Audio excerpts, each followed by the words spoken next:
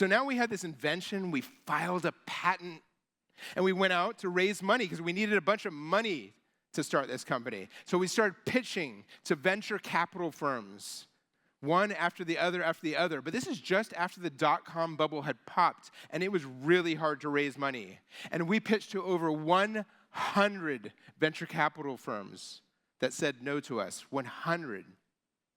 There's one firm I remember in particular, a very famous venture capital firm that many of you would know, but I won't say. And I remember sitting at the table with a venture capitalist, and he was sitting there in his slick gray suit.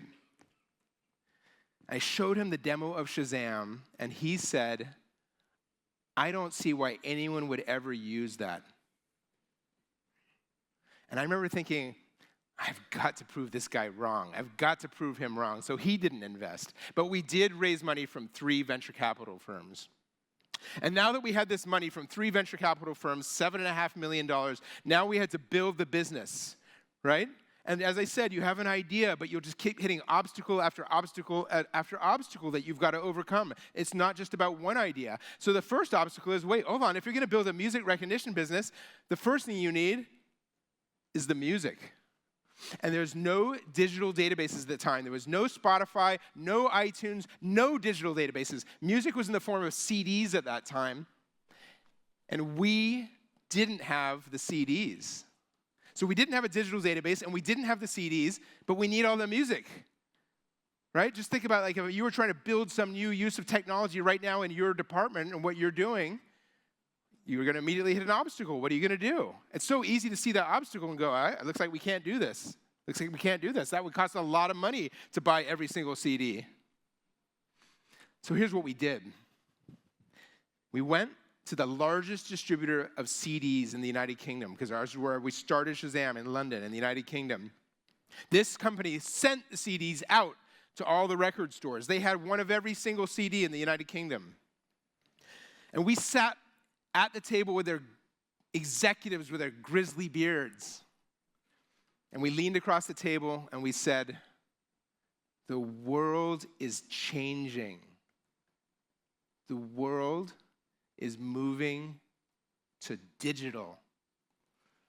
Wouldn't it be great to have a digital copy of all that music? Because we can build it for you for free. And then without exchanging a single dollar, we suddenly had a partnership with them where we got to co-locate 30 18-year-old kids that worked in 3 8-hour shifts, 24 hours a day, going and picking CDs from the racks for free, putting them into computers running software that we custom built from scratch, putting them into the software, taking the music, the fingerprints off the CDs, and then they had to type the name of every artist, every song title, every album title, because that information is not on the CD. Type it all over 9 months, 24 hours a day, so we could build our own music database from scratch without paying them a single dollar. That's creative persistence.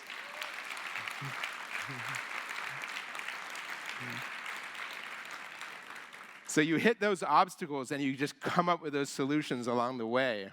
In this creative persistence, whenever you're coming up with these ideas, you're going to have all these ideas of how you can now use digital technologies and how you can use AI, right, to up your game, even though you're not a technologist, just like me, right? You might just think, well, this is what would be ideal, right?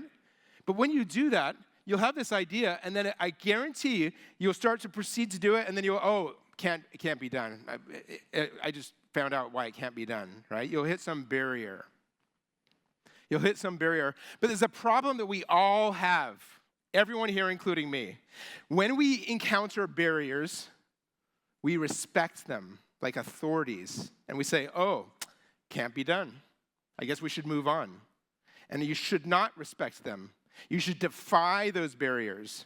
Defy the barriers to overcome them and be creative with new ideas, like coming up with ways to get all the CDs for free, building a search engine from scratch. Come up with these creative new ideas to solve your problems so you can get to the end game of your idea.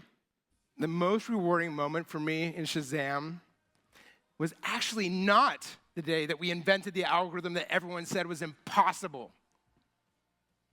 And the most rewarding moment of Shazam for me was not the day that we sold the company to Apple when every venture capitalist says Apple just doesn't buy big companies. The most rewarding moment for me with Shazam was actually not that long ago when I was in San Francisco at my favorite little boutique grocery store. And I was in there buying some groceries, and then I went to buy the groceries, and as I was waiting in line at the cashier, suddenly the person in front of me says to the cashier, they said, "Hey, what's that song?" And then the cashier said, "I don't know. Let's Shazam it." And then just inches in front of my face, the two of these people Shazammed a song. And as I watched them, I just thought to myself, wow, thank you.